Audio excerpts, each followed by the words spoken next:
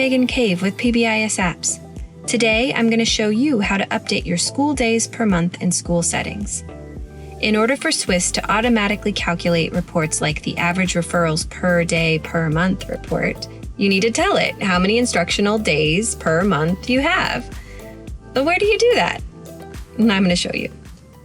To get to the right workspace, we'll head up to the Tools menu along the top of the screen and select School Settings.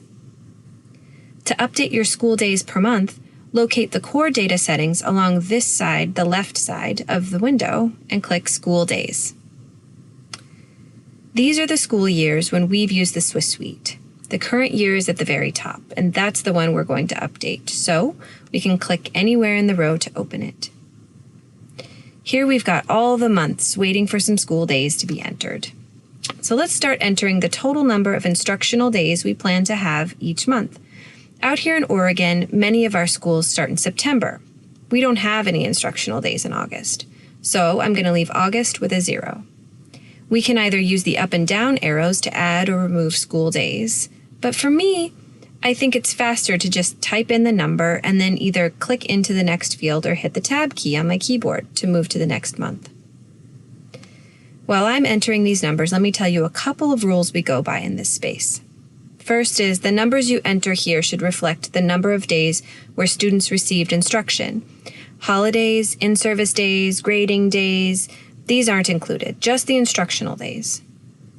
Each of these fields only accepts whole numbers, no decimals, so our next rule is that you enter half days as full days of instruction. As you go through the year, anytime you had a day where your school unexpectedly closed, you're going to want to come back to this space and subtract that day from that month. This would be for things like snow days, power outages, etc.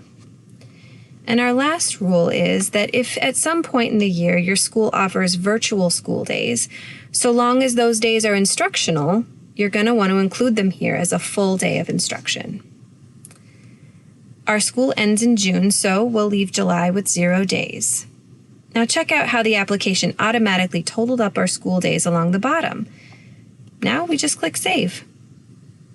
The row collapses and that's it. If you want to double check your work, you can always click the row again to open it back up. One last tip.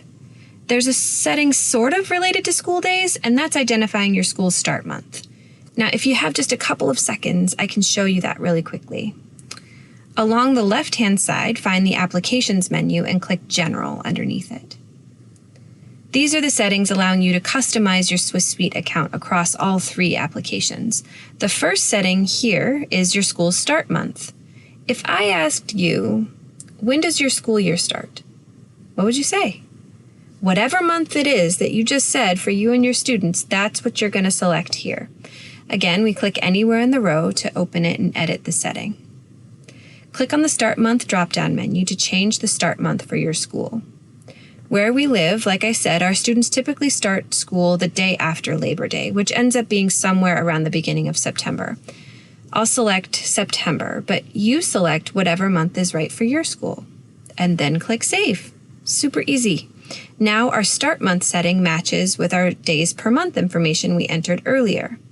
And speaking of that, when I go back to my school days setting, now September is listed as the first month instead of August. Pretty slick, right? By updating our start month, we also told the Swiss Suite to start any graph that displays the months along an axis or any year-long data to start with September. I'll catch you next time.